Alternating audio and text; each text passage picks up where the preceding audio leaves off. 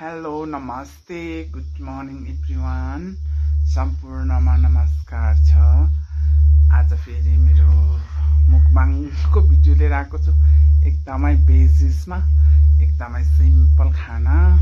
अनि भर्खर नुहाएको थिएँ, एकदम चिसो भइरहेछ। कपडा धोएर नुहाइसके अनि एकदमै चिसो भइरहेछ साथीहरू। अनि खाना लाग्दैछ, एकदम तातो तातो छ। आजको मेरो तरकारी छ फर्सी, मेथी र आलु। मलाई चाहिँ एकदम आलु चाहिँ मिठो लाग्छ के साथी। अनि यो चाहिँ मसलामा साँधेको तामा। यो चाहिँ सादा तामा। यो सादा भन्दा पनि मम्मीहरूले बनाएर नै पठाउनु भएको, तर पनि यो सेतो देखिन्छ। यो चाहिँ एकदम स्पाइसी मसलाहरूमा साँधेको छु कि साथीहरू। हस् त सुरु गरौँ है साथीहरू। नमस्ते। एकदम चिसो छ साथीहरू, चिसो।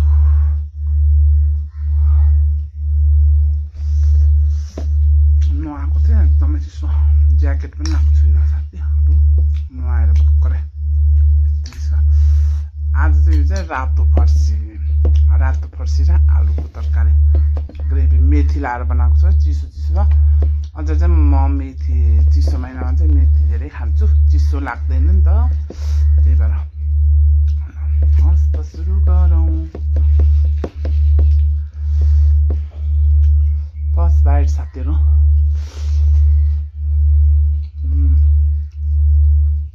मलाई चाहिँ यो पाकेको रातो फर्सी एकदम मनपर्छ। अब यसलाई चाहिँ राँगाको मासुमा एकदमै त्यो राँगाको हुन्छ नि साथीहरू, ह्याकुलासँग सिटी लाएर गाले खाने एकदम मिठो हुन्छ। तर आज मैले मासु लिएको छुइनँ। अचेल मलाई त्यही मासु खानु मन पर्दैन। राँगाको मासु त प्रायः म त्यति खाँदैन, कहिले काहीँ मात्र खाइहाल्यो भने मात्र हो साथीहरू।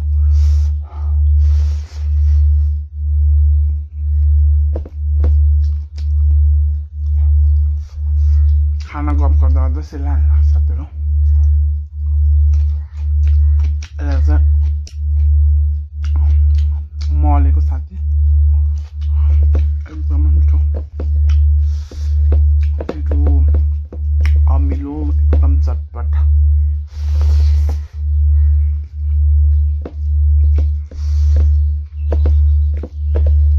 तामाको अचार पनि मेरो माइतबाट, जे पनि मेरो प्रायः जस्तो माइतबाट आएको छ साथीहरू।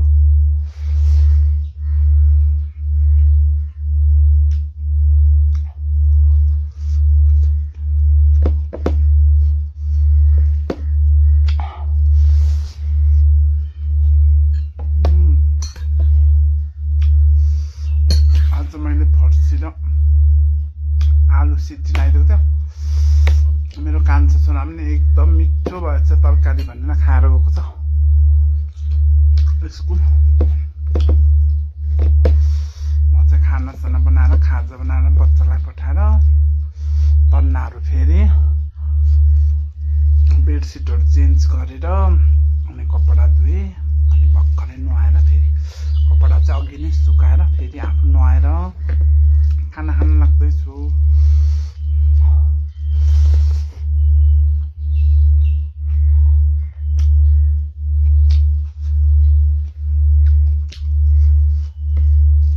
कसैलाई मेथी दाना डढाएर खानु मन पराउँदैन, मेरो बच्चा पनि मन पराउँदैन थियो। अचेल चाहिँ फेरि अलिक खाने बानी गरेको छु।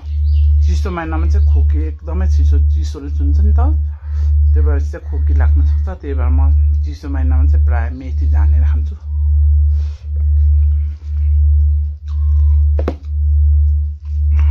मिठो।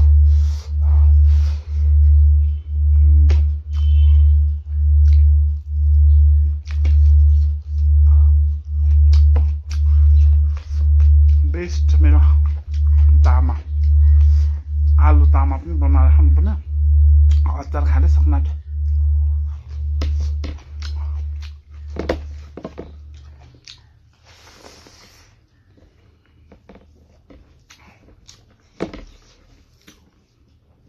भिडियो लामो हुन्छ, छिटो खानु पर्यो।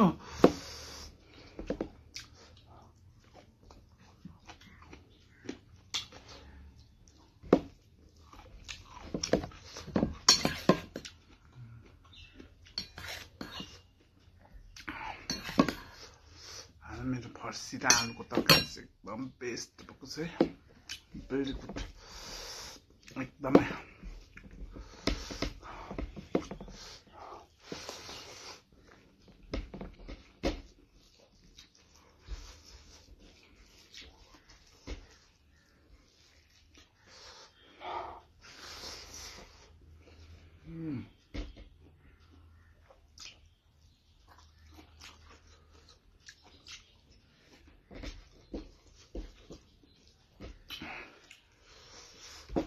आज अचारमै खुर्सानी र तरकारीमा पनि लगाएको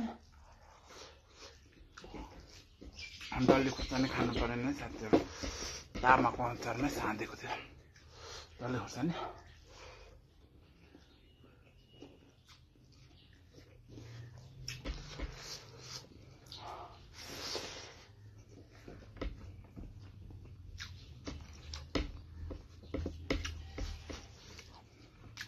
यम्मी।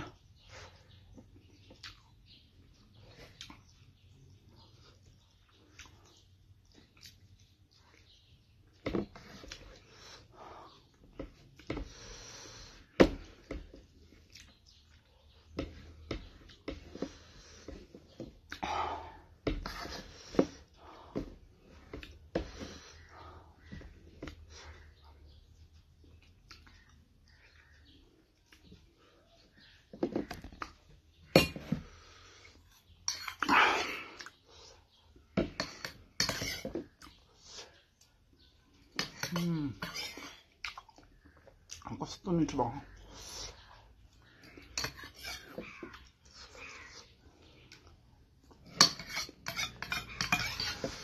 मेथी एकदम काउडै भएछ साथीहरू। मेथी अलि डढेन भने फेरि तितो तितो हुन्छ नि साथीहरू, त्यही भएर एकदम डढ्यो।